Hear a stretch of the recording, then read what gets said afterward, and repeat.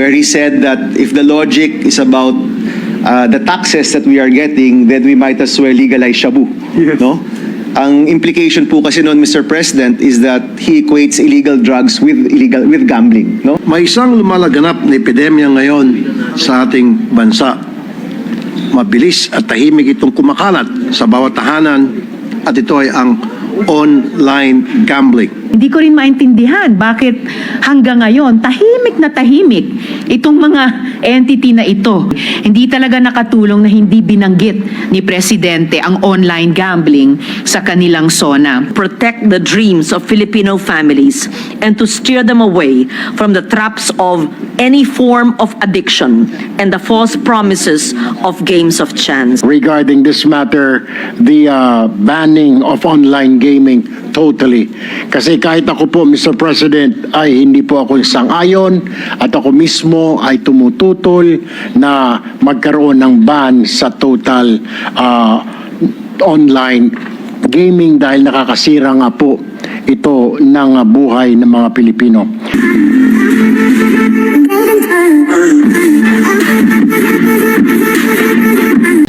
Majority Leader. Yes, Mr. President, Senator Erwin Tulfo is seeking the floor. I move that he be recognized. Senator Erwin Tulfo is recognized. Mr. President, thank you. It's not interpellation, but rather a manifestation. I rise to make a manifestation, Mr. President, as the chairman of the Senate Committee on Games. I welcome the privileged speech of Senator Zubiri concerning the prohibition on online gaming and manifest my full support. Once the membership of the committee has been settled, we will conduct hearings to hear all sides.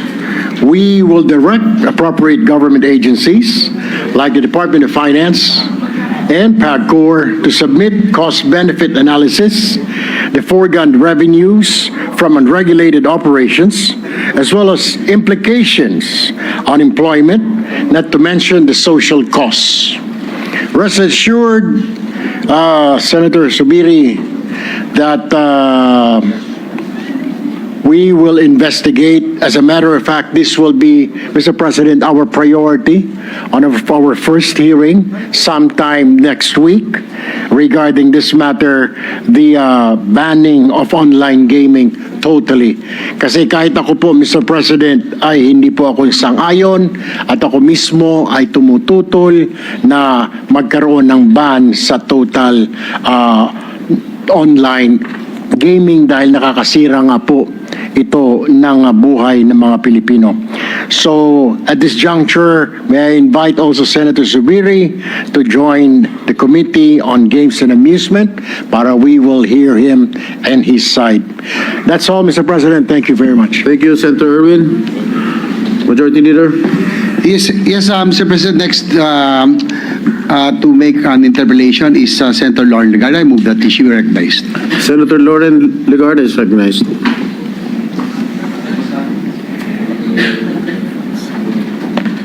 It's actually not an interpellation, Mr. President. It's a manifestation of support on the total ban on online gambling. And I would like to thank our esteemed colleague from Bukidnon and the Philippines for bringing this to our attention today. I think half the Senate are authors of our own versions of the ban on online gambling. And I was expecting it to be mentioned last Monday. I hope that there could be pronouncements in the coming days, if not weeks, for either an executive order or just simply for the PAGCOR to discontinue its online gambling program. So I rise to express my full support for the privileged speech delivered by Senator Juan Miguel Zubiri on the urgent and disturbing issues surrounding online gambling operations in our country. We have long regulated access to casinos and other forms of traditional gambling. The requirement of physical presence and the face-to-face nature of these establishments served as an additional hurdle, one that often made individuals think twice before spending their money. Unfortunately, the rise of online gambling has erased these barriers. The relentless advertising by popular figures and influencers combined with the easy access provided by electronic wallets and digital platforms, has made gambling a dangerously simple activity. It is now accessible anytime, anywhere, even to the youth and other vulnerable groups. More than just an issue of regulation, this is now a matter of public welfare, of mental health, of our economic security, and I would like to say even a national security concern. What is at stake now is a kind of future we are allowing to take root in our country. So I thank our colleagues who had filed their versions of the ban on online gambling and Senator Zubiri today for raising this timely and critical issue. I express my full support for further investigations and legislative action that will reflect our duty to protect the Filipino people from systems that exploit the vulnerabilities for profit. This growing social scourge brought about by online gambling cannot be justified by any amount of revenue that it generates. The Senate, as an institution, is always called upon to protect the dreams of Filipino families and to steer them away from the traps of any form of addiction and the false promises of games of chance. Thank you, and I would like to reiterate my support. Thank you, Senator Legarda. Majority Leader. Yes, Mr. President, Senator Rafi Tulfo is likewise seeking the floor. I move that he be recognized. Senator Rafi Tulfo is recognized. Thank you, Mr. President. The welfare of the Filipino people comes first. May isang lumalaganap na epidemya ngayon sa ating bansa. Mabilis at tahimik itong kumakalat sa bawat tahanan at ito ay ang online gambling. We need to step on the brakes now and put an end to this. I therefore express my strong support for the firm stance taken by Senator Zubiri, who has also long called for the outright ban of online gambling. Isang addiction po ang online gambling. Isipin nyo, tataya ka lang ng 20 pesos, napakadali. Parang walang mawawala. Pero unti-unti ka nang nalululong at hindi na 20 pesos ang pinag-uusapan. Pera na sana ay pagkain, pang-enroll, pambayad ng kuryente, etc. nawawala at napupunta sa online gambling. Online gambling platforms are highly accessible, addictive, and dangerously attractive. What makes things worse is that it is advertised and visible in the country through the widespread promotion of online gambling platforms, not just in social media, but also as we pass by our major roads such as EDSA, NLEX, SLEX. If Filipinos continue to enjoy easy access to online gambling platforms, this epidemic will only worsen, affecting our Filipino families. Ayon po sa PNP, tumaas ang property-related crimes gaya ng theft at fraud tulad ng sa Lucena City, Quezon Province na 480% ang tinaas ng krimen simula noong December 2024. Ayon po sa DOH, ang pagsusugal ay posibleng maging problema sa mental health. Tinataya rin na 66% ng mga online gambling players ay nasa edad 18 to 24. At karamihan po dito ay galing sa low-income households. Kailangang maprotektahan po mga kabataan at masang Pilipino dahil sila ang mas naakit sa instant money. Sila ang laging nakakita ng mga online gambling ads. At sila rin po ang may kakulangan sa kaalaman ukol sa financial literacy. Mr. President, my dear colleagues, while some argue that banning online gambling may drive it underground, we must emphasize that enforcement, not tolerance, is the key. I stand with Senator Zubiri's call for immediate legislation that will put a stop to this. Therefore, my message is clear. We should ban online gambling. The welfare of the Filipino people should come first. Thank you, Mr. President.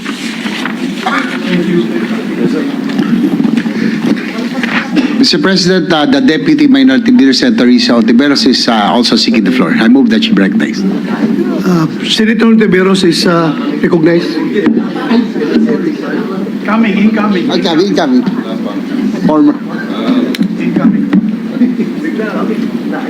Recognized po ba ako, Mr. President, na magsalita? You were the majority leader was moved for your recognition. So I recognize you. Salamat kaayo, Mr. President. Sinusuportahan ko po yung pagtindig ng Ginoo mula sa Bukidnon sa napaka-importanting isyung ito. Yung kontra-isugal bill na inihain ko, Mr. President, ay nagdedeklara sa online gambling bilang public health risk. Yung mga highlights nito ay kasama yung pag-restrict ng access sa mga individual edad 21 at mas matanda at may striktong age verification at pagbawal din ng direct linking niyang online gambling platforms sa mga electronic wallets at super apps na pinagbabawal din na mag-advertising tungkol sa online gambling. At speaking of e-wallets at super apps, Mr. President, Ginoo mula sa Bukidnon, hindi ko rin maintindihan bakit hanggang ngayon tahimik na tahimik itong mga entity na ito sa gitna ng kontrobersiya tungkol sa online gambling. Hindi talaga nakatulong na hindi binanggit ni Presidente ang online gambling sa kanilang SONA. Yung panukalang batas na inihain ko po ay nagmamandato ng isang National Online Gambling Self-Exclusion Registry at pinapayagan ang mga family members na mag-initiate ng player bans. Para i-mitigate yung financial harm, ang mga operators ay kailangang mag-implementa ng betting loss limits na kapag inabot yung betting loss limits na iyan, ay magti-trigger ng mandatory 30-day cooling off period. Dagdag dyan, itong kontra-isugal bill ko ay nag-i-impose ng sweeping ban sa online gambling advertising sa public spaces, sa traditional media ng TV, radyo at print at sa digital platforms, kasama ng absolute prohibition sa sponsorship sa iba't ibang events. Ang isang 10% harm mitigation levy o sin tax sa gross revenues ng operators ay kokolektahin para magpondo ng treatment, awareness campaigns, regulatory enforcement at research. Nag-a-adapt siya ng public health approach sa gambling disorder. Kinikilala ito bilang mental health condition sa ilalim ng Mental Health Act. Nag-i-integrate ng treatment services sa benefit packages ng PhilHealth at nagsisiguro ng non-discrimination. Sa huli po, Mr. President, binaban ng panukalang batas na inihain ko ang government officials, employees at uniformed service members sa online gambling at pinagbabawal ang campaign contributions mula sa online gambling operators na may malalaking penalties sa iba't ibang paglabag sa panukalang batas na ito o kapag naging batas na ito. Maraming salamat po, Mr. President, at muli daghang salamat sa gentleman mula sa Ginoo mula sa Bukidnon. Maraming salamat po to my dear fellow minority member. And my Thank dear you, Senator Tiveros. Majority Leader. Yes, Mr. President, next to interpolate or give a manifestation, Senator Francis Kiko Pangilinan. I move that we recognize. Senator Francis Pangilinan is recognized.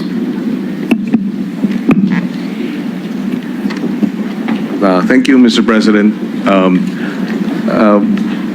I share with the position taken. I share, and I'm inclined to support the position taken by Senator Zubiri on the matter of a total ban of online gambling rather than to regulate it.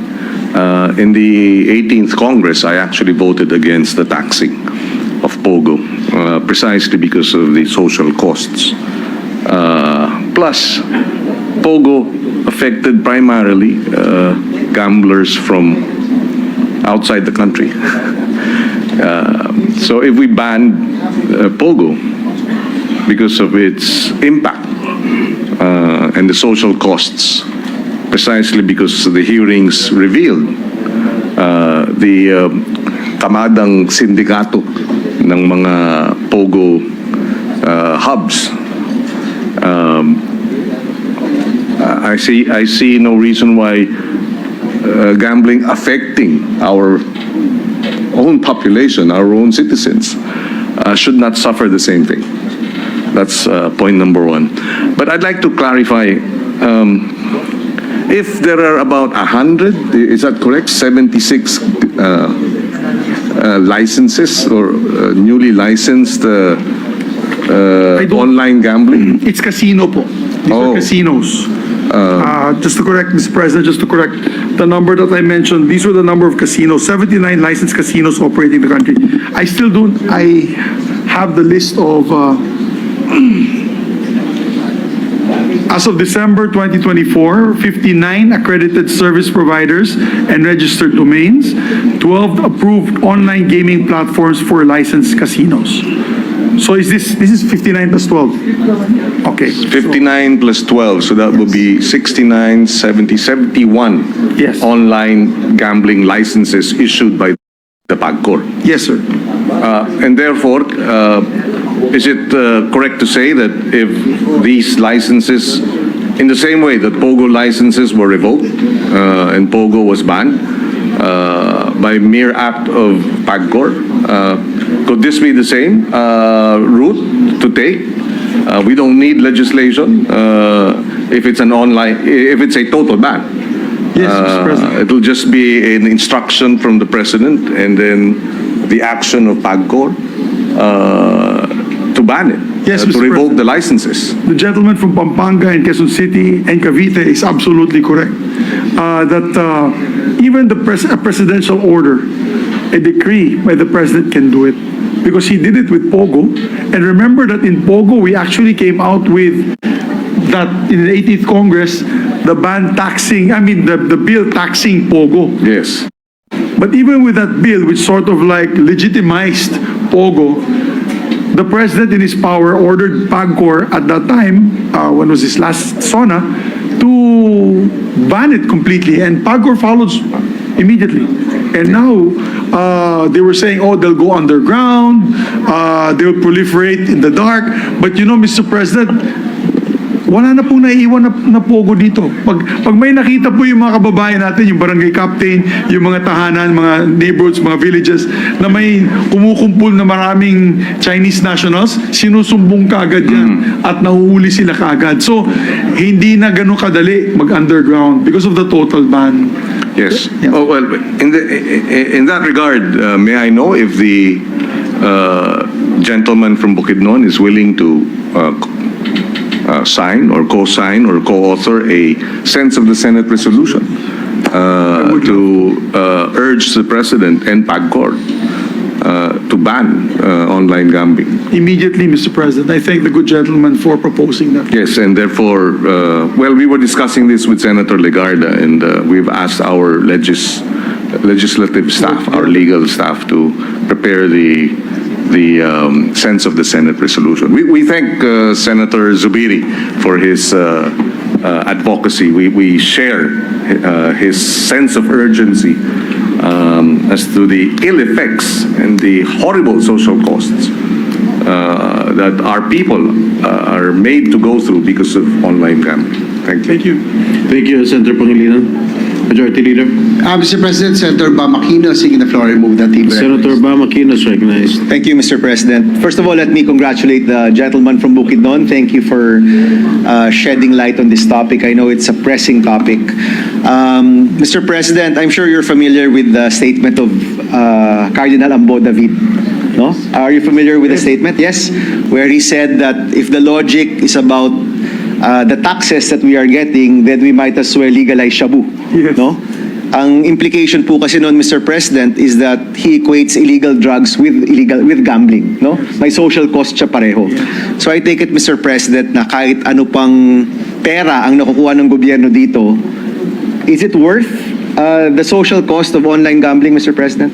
Not at all, Mr. President. As mentioned earlier by Senator Cayetano, that the amount of money that PAGCOR is boasting to boost the programs of the President is not enough to counter the social ills and costs, Your Honor. Hindi siya katumbas, Mr. President, Hindi no? katumbas. Daming And I- namamatay na yun. Ang daming pamilyang nawawasak.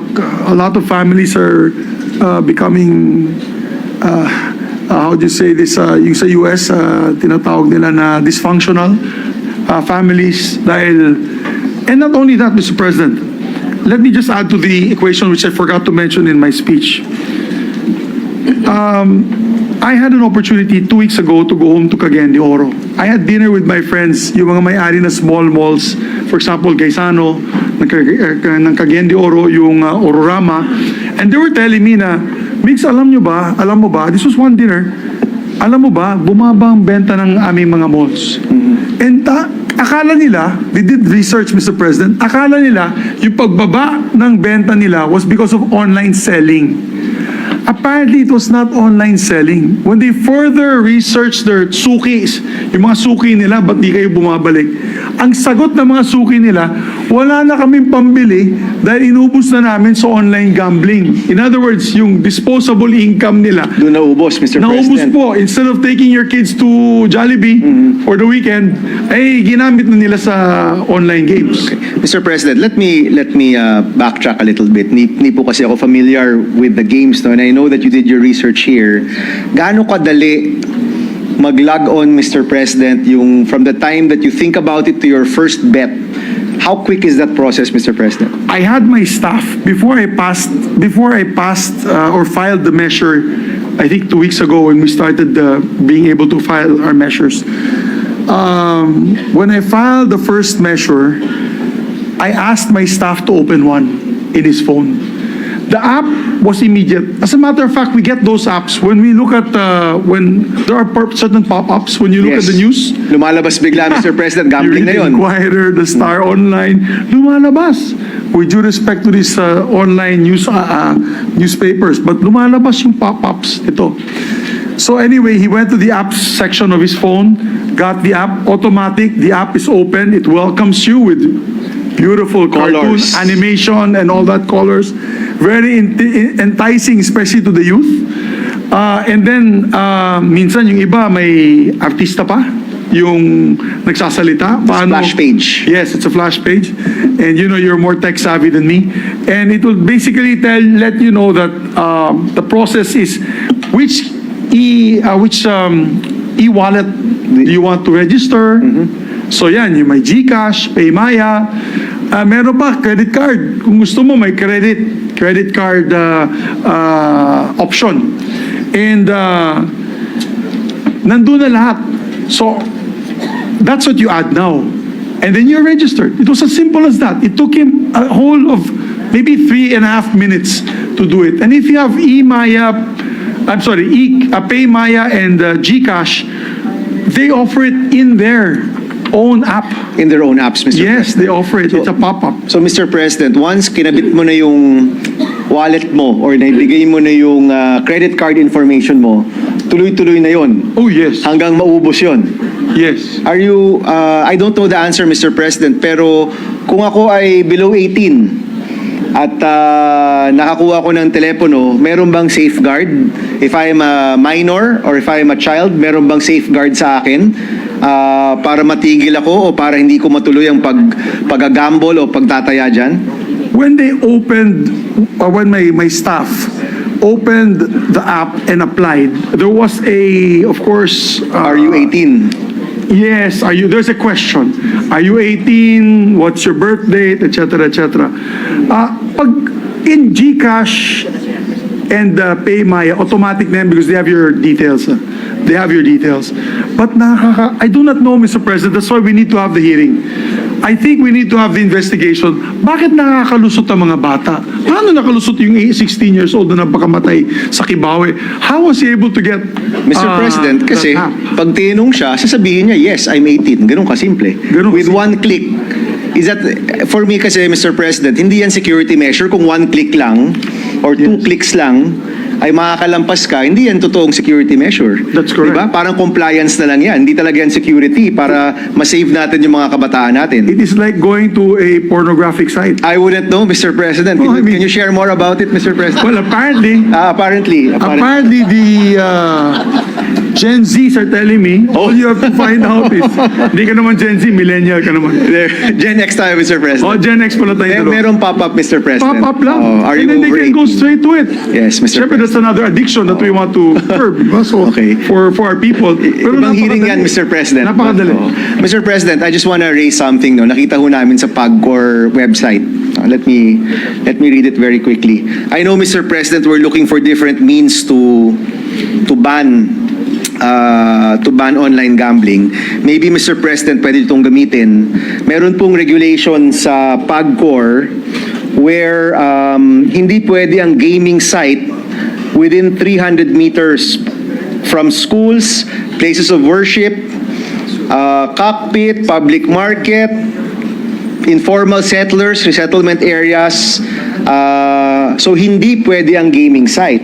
Pero yung gaming site, nalipat na sa telepono natin. Yes, Mr. So kung merong regulasyon Yes. na pinagbabawal ang gaming site ng 300 meters sa mga eskwelahan, bakit ka papayag na yung gaming site lumipat sa katawan mo? Yes, Mr. President. Hindi ba, Mr. President, absurdity yun? Ipagbabawal mo ang isang bagay, pero pinayagan mo yung isang bagay na hindi lang 300 meters, 3 centimeters yan sa katawan mo, Mr. President, di ba? You're absolutely So, Mr. President, I think there is enough basis, definitely for the sense of the Senate, definitely for legislation to go on. At sana, Mr. President, unahan na tayo ng PAGCOR at unahan na tayo ng Presidente at tuluyan na pong itigil yung online gambling. Thank you very much, Mr. President. Thank you very much to the gentleman from Thailand. Thank you, Senators Aquino and Subiri, Majority